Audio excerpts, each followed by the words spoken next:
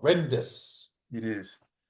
So this was my thoughts here, Chris, and I know if I told you this earlier, you probably like, no, that ain't the way to go, Brother Hooker. Because I'm getting kind of like mixed answers when I tell people my thoughts on this.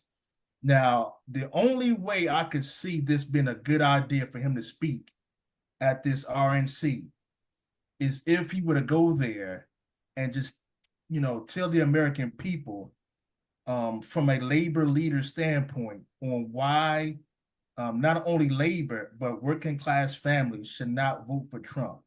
Just spell it out for him, his record, his history on right to work, on his appointments to the labor board. Just keep it about those core issues and telling people that Trump is not for the working class.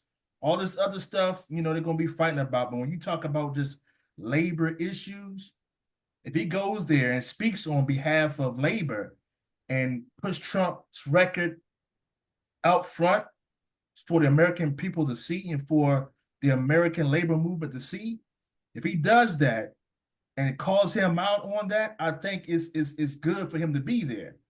Now, if he doesn't go there and he goes there to placate to Trump, kind of like what you're saying, Chris, going to Mar-a-Lago on his knees, if he has something like that representing labor, then we're in trouble. So I'm hoping and I'm praying that tomorrow during his speech, he really calls Trump out, calls him the carpet and tell him, hey, man, you've never been for labor. You've never been for the working class. You've always been for right to work. Look what you've done to the labor board. You had a chance to help the pensions out. You didn't do it, right? And, if he doesn't do that, then my question to everybody here and everybody that's watching is going to watch later, what do we do then? Because there's this Project 25 stuff that we keep talking about. And if you read it, there's a lot of things that's going to destroy labor, right? Maybe we as Teamsters need to start talking about our Project 2026 if O'Brien does not do what I just said and just go there to call him the carpet. Maybe we need to talk about not re-electing O'Brien in the next election, because it's one thing to have a good or bad contract. You can say it's historic, you can say it's bad, you can say whatever.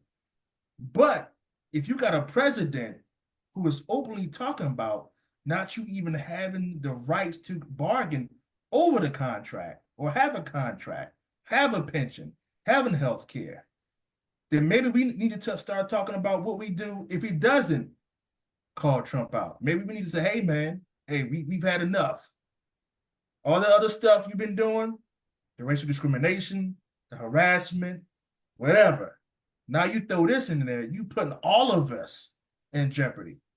Maybe we need to talk about having that discussion. What do you guys feel about that?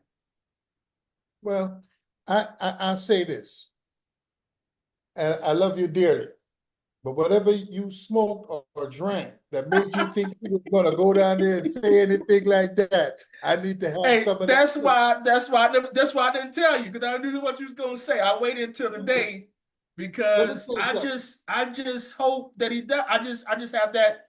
I got a hope. He cannot. He cannot.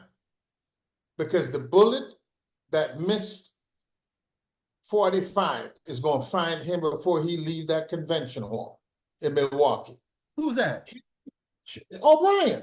Let me tell you something. Did they invite Sean Fain to come and speak? No. Right? Did they invite any other trade unionists to come and speak? No. They invited one person, the one person who took the one trip that we know about to Mar-a-Lago. Nobody else. Well, I don't know. I don't know if they invited him. I know he reached out to him, and they complied with him wanting to be there. So I don't even know if they would have invited him or not. I'm trying my best. I'm trying my best to say that he's going to do the right thing tomorrow. I'm trying. Everybody that's going to speak at the Democratic convention was invited. Yeah, and that I do agree with. Okay. Nobody just says, hey, I want to come down and talk to your people. About what? But that's what our president said now. He said he requested now. He wants to go now. Yeah. I'm just He y'all. asked to go now. He asked to go. They said, I'm okay. hoping So tomorrow he listen, gets there, man, and just Trump. That trip to Mar-a-Lago, that Uh, trip to Mar-a-Lago is where all of this, I'm telling you, there are external forces that is making this come to view. Let me tell you something. Do you know that Trump in New York did business with the Gambinos? no. He was construction. I'm telling you this. Right? I'm telling you this from people who were there in the room, who saw, who were a witness.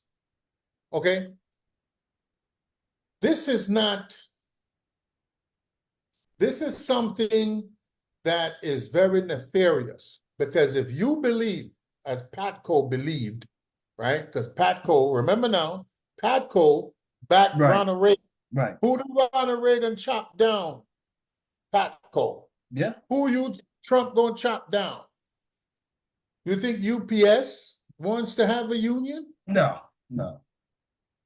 You think the building and construction trades want to have a union? You think that Anheuser-Busch want to have a union?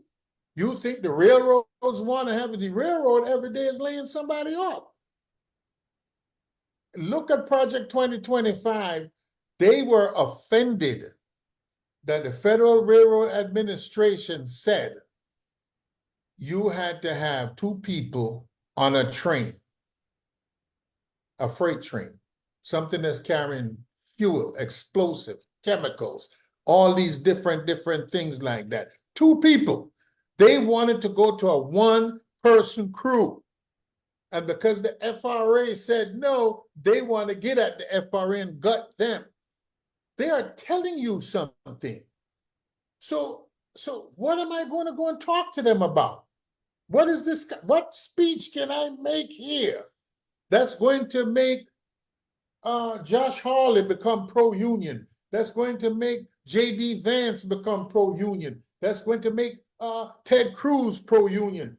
That's going to make the one down in South Carolina, Tim Scott, pro-union? Tim Scott went to Detroit and said they should fire the black Tim Scott. Went to Detroit and said they should fire every UAW striker. Now tell me, what am I going to meet and talk to them about when Tim Scott, a black man, born and raised in racist South Carolina, could believe that the answer to a legitimate strike was replacing the workers?